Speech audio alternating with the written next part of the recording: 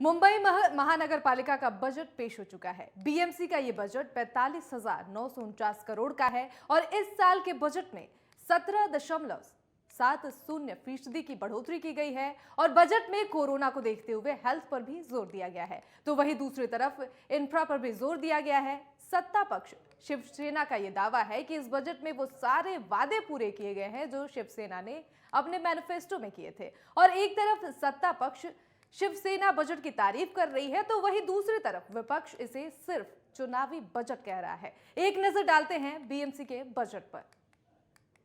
Budget में किसके लिए क्या है? शिक्षा समिति के लिए 3,370 करोड़, प्रज्ञा शोध परीक्षा के लिए 50 लाख का प्रावधान, इसके साथ ही चित्रकला स्पर्धा के लिए 50 लाख रुपए, संगीत अकादमी के लिए 14 लाख, स्कूल इमारतों की मरम्मत और पुनर्निर्माण के लिए 419.20 करोड़, कंप्यूटर प्रयोगशाला सुधार के लिए 11.20 करोड़, स्कूलों में लगे जल शुद्धिकरण यंत्र के लिए 1 करोड़ और इसके साथ ही निजी प्राथमिक स्कूलों को अनुदान वेतन 325 करोड़, लगभग 16,14,000 मुंबई के नागरिकों को प्रॉपर्टी टैक्स से राहत दी है और जिसका कुल खर्च 462 करोड़ प्रति वर्ष है। कोरोना काल को देखते हुए प्रॉपर्टी टैक्स में बढ़ोतरी नहीं की गई है और इसके साथ ही 3200 करोड़ कोस्टल रोड के लिए बजट दिया गया है। मुलुंड गोरेगांव लिंक रोड के लिए 1300 करोड़ का बजट, इसके साथ ही स्वास्थ्य के लिए 26,060 करोड़ रुपए का प्रावधान दिया गया है। ईज ऑफ बिजनेस के लिए 10 करोड़ का प्रावधान है तो वहीं स्पोर्ट्स कॉम्प्लेक्स के लिए 50 लाख का प्रावधान शामिल किया गया है। इन्होंने 18,000 करोड़ का कैपिटल बजट कहा था। ये अपने टारगेट से एक्चुअली पीछे है, लेकिन जो खर्च भी हो रहा है वो जो इम्पोर्टेंट प्रोजेक्ट है, जैसे कि वेस्ट टू एनर्जी इन्होंने अनाउंस किया, चालू नहीं कर पाए। 6,000 करोड़ के अस्पताल के काम चल रहे हैं, वो पीछे चल रहे हैं। इन्होंने कहा कि हम एसटीपी यानी सीवरेज ट्रीटमेंट प्लांट, जो समुद्र में सीवरेज जाता है उसको साफ करने की कोशिश करेंगे, लेकिन वो प्रोजेक्ट आज तक चालू नहीं हुआ। इसलिए मुंबई महानगर पालिका का ये बजट निराशापूर्ण है, एक फेलियर है और हम इसका निषेध करते हैं। देखिए, मुंबई पब्लिक स्कूल एक मुंबईकरों की और शिक्षण विभाग की एक व्यवस्था थी और लोगों ने इसका स्वागत किया, लेकिन उसी के साथ मुंबई शहर के अनेक स्कूल जो है आज उसको मुंबई पब्लिक स्कूल के माध्यम से इनको बनाना बहुत ही ज़रूरी है और उस पर भी बहुत धीमी गति से ये लोग काम कर रहे हैं। तो मैं समझती हूँ कि आरोग्य विभाग के साथ ही शिक्षण विभाग भी जो है ये इस पर नज़र दे।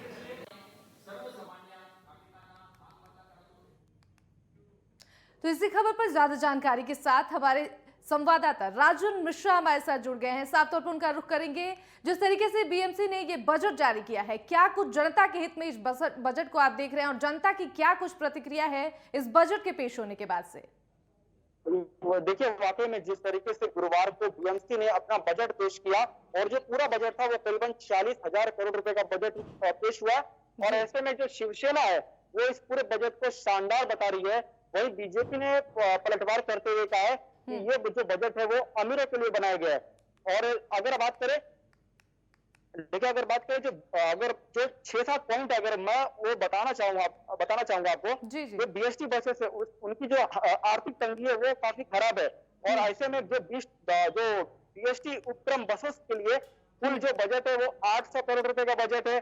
जो कोस्टल रोड है उसके लिए जो कुल बजट है वो 3200 करोड़ रुपए का बजट है और गोरेगांव मुलुंड लिंक रोड के लिए कुल जो बजट है वो 1300 करोड़ रुपए का बजट है और सड़कों के निर्माण और रखरखाव के लिए जो कुल बजट है वो बजट है 2200 करोड़ रुपए का। और जो हेल्थ के लिए अच्छा पे ध्यान दिया गया और स्वास्थ्य विभाग का जो कुल बजट है वो करीबन 2600 करोड़ रुपए का बजट है। शिक्षा के लिए अगर ध्यान दिया गया कुल बजट है 3300 करोड़ रुपए बजट है। तो कहीं ना कहीं जो बीएमसी ने अपना जो बजट है वो मुंबई के लिए बहुत बड़ा तोहफा है। बिल्कुल राजन, और इसके साथ ही इस बजट में 16,14,000 मुंबई के जो नागरिक हैं उनको प्रॉपर्टी टैक्स में राहत दी गई है। इस पर क्या कुछ जानकारी है?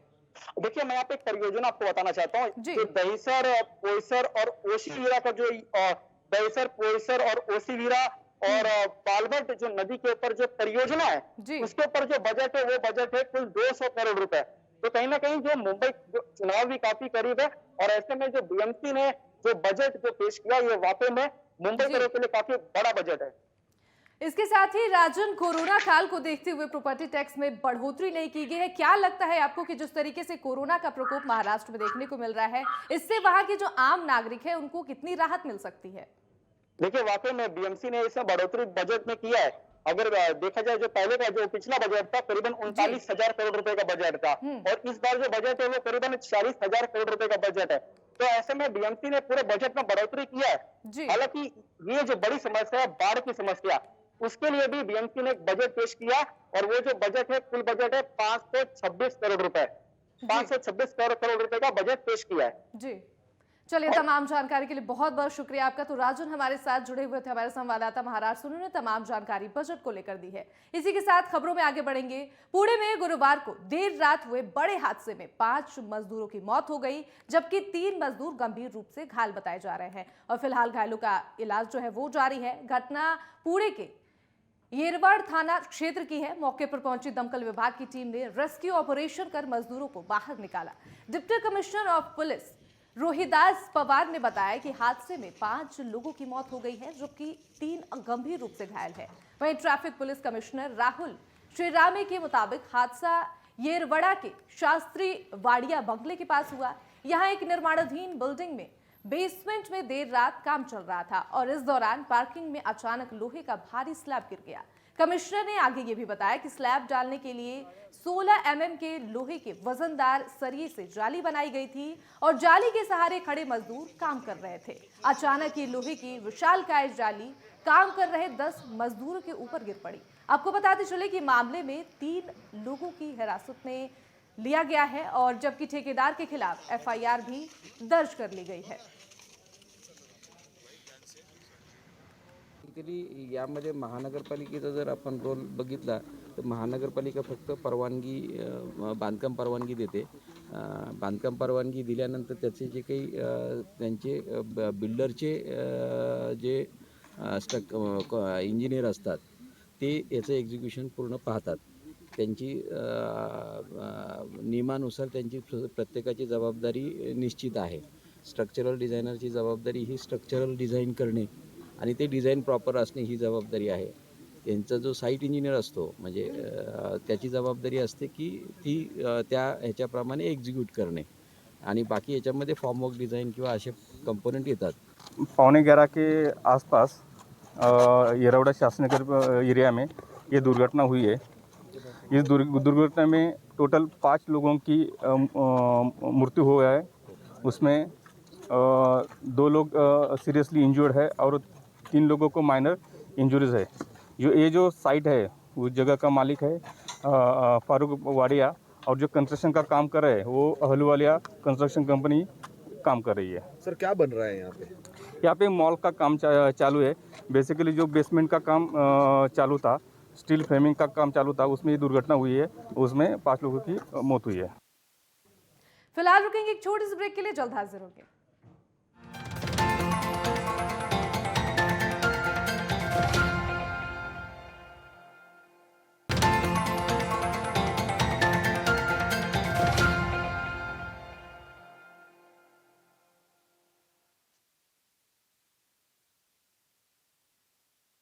और ब्रेक के बाद एक बार फिर से आप सभी का स्वागत है। खबरों में आगे बढ़ेंगे। गोवा फॉरवर्ड पार्टी के अध्यक्ष विजय सरदेसाई ने नेटवर्क 10 से बातचीत करते हुए कहा कि गोवा की असली पहचान को यहाँ के लोगों की सहमति से आगे बरकरार रखना चाहते हैं। उन्होंने ये भी कहा कि मनोहर पर्रिकर हमारे साथ आए थे, तब 2017 में मिलकर हमने एग्रीकल्चर लैंड का डिवीजन होने से बचाया था। केंद्र की सरकार के साथ मिलकर हमने ऑर्गेनिक फार्मिंग और ऑर्चर्ड फार्मिंग के लिए काम भी किया था, लेकिन उनके देहांत के बाद गोवा में सही से प्रशासन नहीं रहने की वजह से सब कुछ उलझ कर रह गया, और जिसकी वजह से गोवा फॉरवर्ड पार्टी ने कांग्रेस के साथ आने का निर्णय लिया है।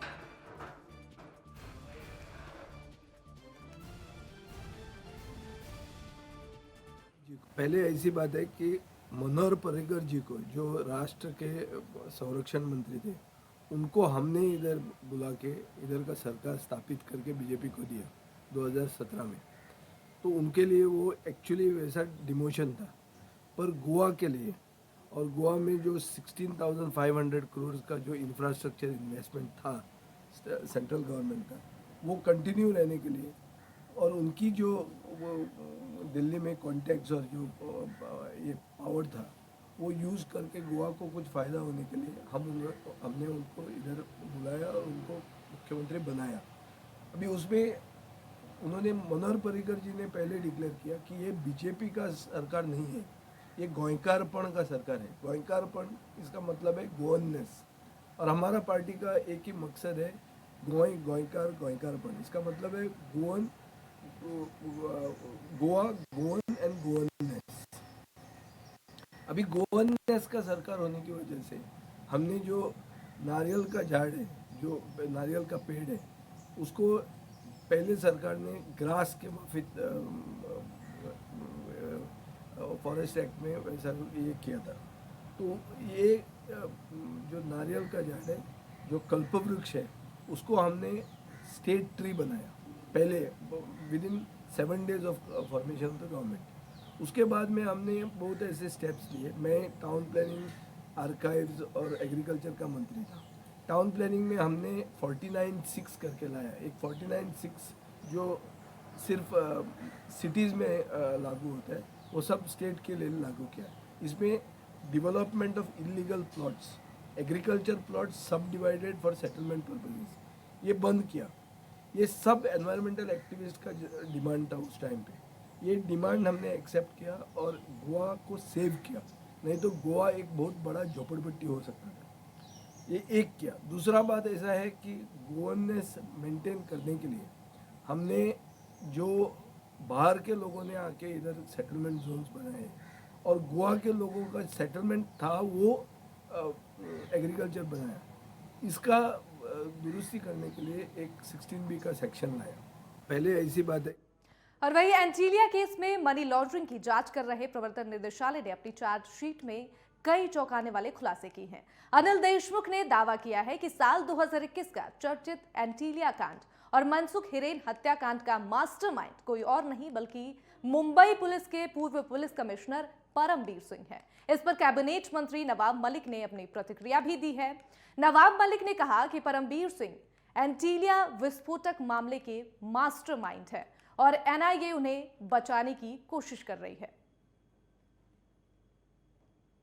जिस तरह से एनआईए ने चार्जशीट दाखिल किया है, निश्चित रूप में उसमें बहुत सारे घटनाक्रम हैं जो वो सचेत करते हैं कि परमवीर सिंह ही इसके मास्टरमाइंड हैं। उनके घर पे मीटिंगों का उल्लेख है।